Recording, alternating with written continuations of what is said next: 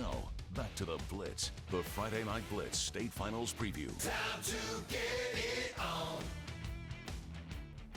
All right, folks, welcome back to Friday Night Blitz, our state finals preview special. And, of course, the dynamic duo joining me, David DeGuzman, Ryan Moye, as we talk about the season has passed. We're down to the finals, made it. Of course. We finally made it. It's been a long road. It has been hard in those streets. I tell you. I'm telling you. Hey, you guys have been out in the streets doing a great job. You know, trying to make it work as best as we can, right? Good stuff. Well, yeah, obviously we're going to look back at the seasons and start with you, Ryan. What's something that stood out to you this year, or some things? Well, specifically, for me, it would have to be the resurgence of Heritage High being able to make it all the way to the state finals. I think a lot of people were kind of writing them off earlier on in the season, and then here they are right now about to play for a state championship. I think it's pretty phenomenal to see what Coach Brad Bradley has been able to do. I mean, of course, won a state title just a few years back, and now here they are. Definitely a lot of fun to see that. The LCA one was pretty impressive, just to say the least. You know, knocked off a powerhouse like that was looking for another appearance in the state final game to kind of get a little bit of revenge against one of the teams that, you know, they didn't get the state finals, the state championship last year. So I don't know. It's been pretty interesting to see Heritage do what they've been able to do.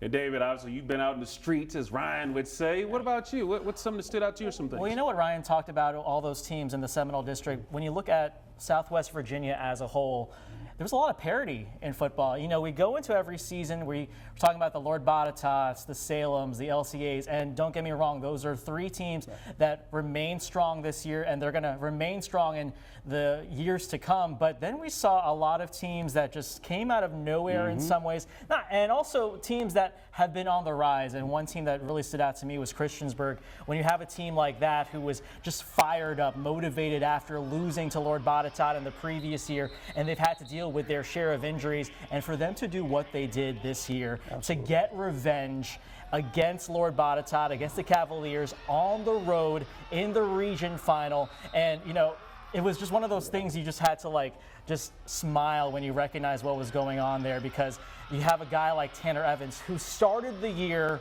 as a running back and then shifted into the quarterback role. And it was only going to be a temporary thing. Turns out it wasn't.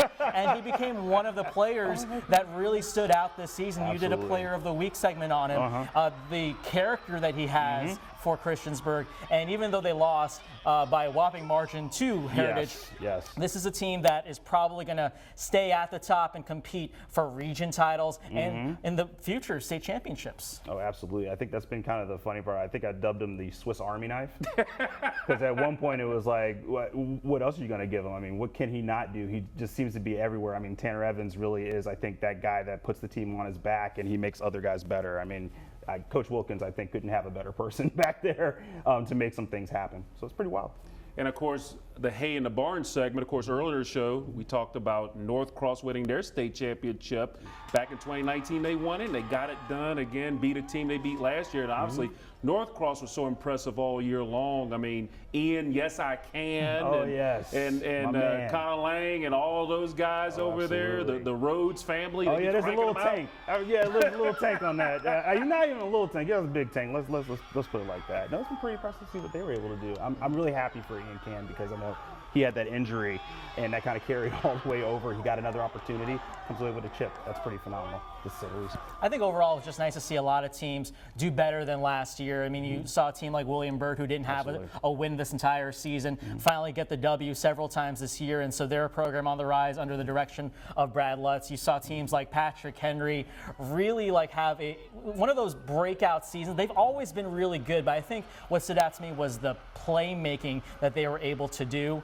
I think they're going to be a team that's always going to be fun to watch, and they really caught my eye several times this season. So you had teams that really stepped it up this year compared to last year, and that means you enter next year with even higher expectations. It did. Look what William Fleming did. They got off to that slow start. They played a brutal, tough schedule, and they finished strong and won their way into the playoffs. So, a lot of great stuff, a lot of good stuff. So it's fun, and of course, it's always fun, covering the games with you guys, and I just want to give a quick shout out to these two gentlemen. They knocked it out of the park this year, like you do every year with our preseason stuff throughout the season, playoffs. So now we shift our attention to the round ball and other stuff. I know, right? I know, right? Also, I wanted to say, shout out to EC Glass for being able to do what they were able to do. I think they went under the radar, but Midtown boys went under the radar, and Coach Woody, hey, my hat's off to those guys over there over in Lynchburg. Yeah, with David and Ryan, again, appreciate all you guys do all year long, not just during football season, but this point. So good job as usual as we are getting rocking and rolling here as David and Ryan, great job again. And we got football season, but we're not done talking about football as we will talk about, guess who?